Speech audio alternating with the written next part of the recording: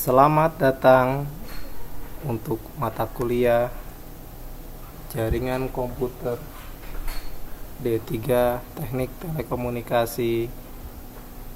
Topik kita kali ini adalah tentang physical layer dan proses pengkabelan. OSI layer, physical OSI pada lapis paling bawah kita sebut dengan physical layer.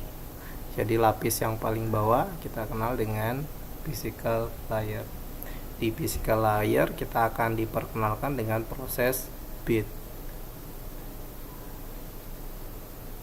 Topiknya kita akan bahas terkait mengenai protokol dan service yang digunakan pada physical layer.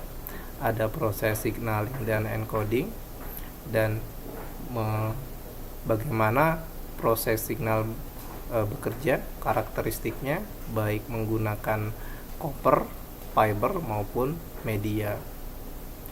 Jadi mendeskripsikan bagaimana cara menggunakan kabel, fiber, dan juga wireless network media. Itu topik kita. Tugas dari physical layer adalah akan membantu kinerja dari data link layer, jadi mengambil frame untuk kemudian ditranslasikan ke dalam bentuk bit. Berikut merupakan struktur, jadi dari frame header menuju ke bit header. Jadi ini adalah proses encode. Standar yang telah ditentukan untuk physical layer banyak sekali standarnya, mulai dari International Organization for Standardisasi, terus ada IEEE, ada ANSI dari Amerika, ada ITU, ada EIA, Electronic Industry Alliance. Biasanya untuk Ethernet card standar yang digunakan adalah EIA dan TIA. Ada bandwidth. Jadi penentuan bandwidth 1 kbps itu sama dengan 1000 bps. 1 mega ini adalah 1 juta bit per second. 1 gigabps, 1 gbps sama dengan 1 miliar bps. Ada yang disebut dengan throughput dan juga ada yang disebut dengan goodput. Throughput merupakan actual rate transfer dari pengirim dan penerima. Sementara goodput merupakan definisi yang sama dengan throughput, akan tetapi dia menghilangkan dari proses overhead atau header yang dihilangkan. Media, tipe-tipe dari media kita sudah bahas di pertemuan awal, bahwa kita bagi menjadi 3 bagian. Ada yang sifatnya kabel, copper file, copper cable, ada fiber optic, ada wireless. Copper ini kita bagi menjadi twisted pair and coaxial. Kita bahas terlebih dahulu coaxial kabel. Jadi dia memiliki central konduktor, terus ada insulasi, ada copper pelindungnya, ada outer jacket. Yang paling luar ini adalah outer jacket. Contoh dari tipe-tipe konektor untuk coaxial kabel, ada BNC, ini kita kenal dengan BNC, terus ada N-type, ada F-type. Coaxial sangat bagus untuk frekuensi yang sangat tinggi, biasanya digunakan untuk jenis antena atau TV kabel.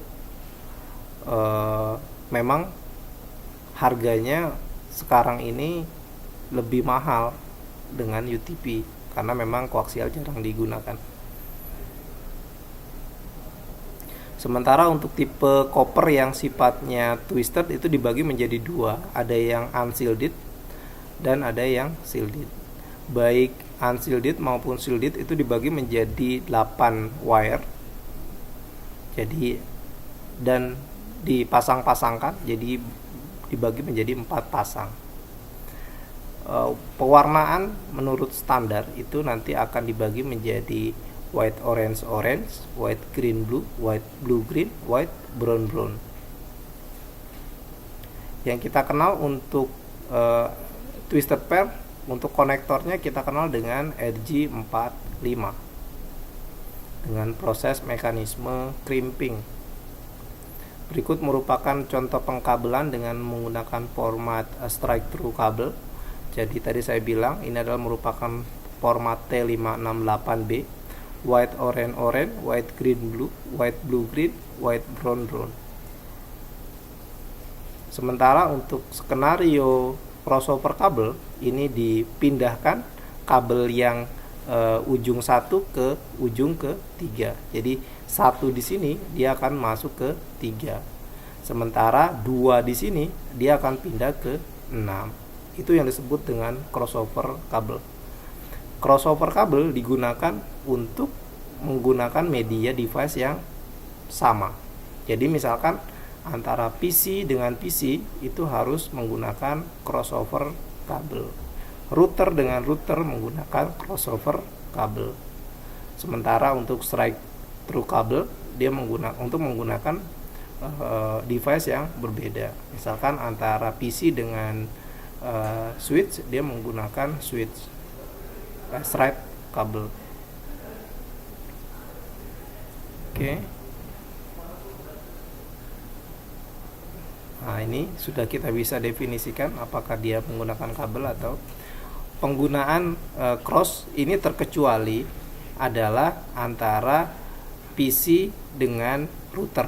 Walaupun dua perangkat yang berbeda, kalau definisi yang tadi telah disebutkan ini harus menggunakan serat, akan tetapi ini pengecualian.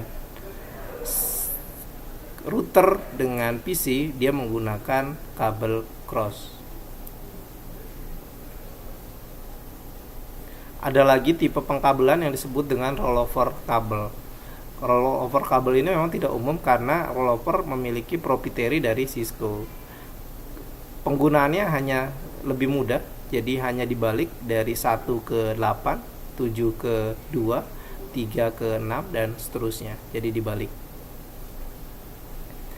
UTP kabel, pengkabel jenis-jenis kabel pun juga dibedakan, mulai dari Cat 5, ada Cat 5A, Cat 5E, dan bahkan yang terbaru adalah Cat 6. Ini dari tipenya dia memiliki induktasi yang berbeda. Contoh, ini merupakan contoh pengkabelan yang shielded twisted pair. Dia memiliki kecepatan mampu melalui sampai dengan 10 gigabit per second. Nah, ini contoh dari UTP, ini contoh dari STP. Dari sisi bentuk saja STP memang jauh lebih tebal dibandingkan dengan kabel yang UTP. Noise terjadi ketika kita berbicara mengenai elektromagnetik. Ya, memang sangat rentan sekali berbicara mengenai noise untuk wireless, gelombang elektromagnetik. Oke. Fiber optik ditransmisikan dengan menggunakan sinar cahaya. Elektromagnetiknya dia tidak ada masalah terhadap itu, tidak mempunyai interference.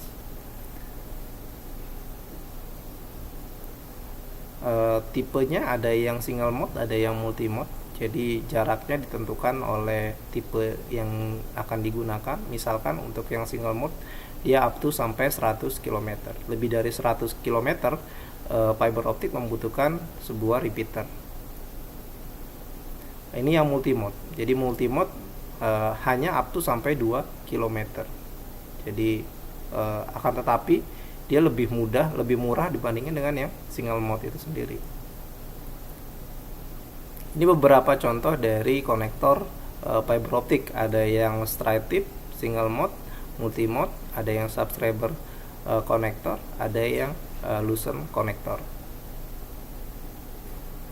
Nah, berikut merupakan perbedaan antara fiber optik dengan UTP. UTP maksimum hanya 100 meter. Dia memiliki noise. Biasanya dibangun di gedung-gedung. Dia lebih mudah dan gampang penginstalannya. Fiber optik memiliki nilai yang jauh lebih besar untuk dari sisi jarak. Tidak memiliki masalah terhadap noise. Biasanya penghubung antara core satu gedung dengan gedung yang lain, lebih mahal dan lebih sulit karena harus hati-hati terhadap penginstalan, jangan sampai putus, jangan sampai tertekuk dan lain sebagainya.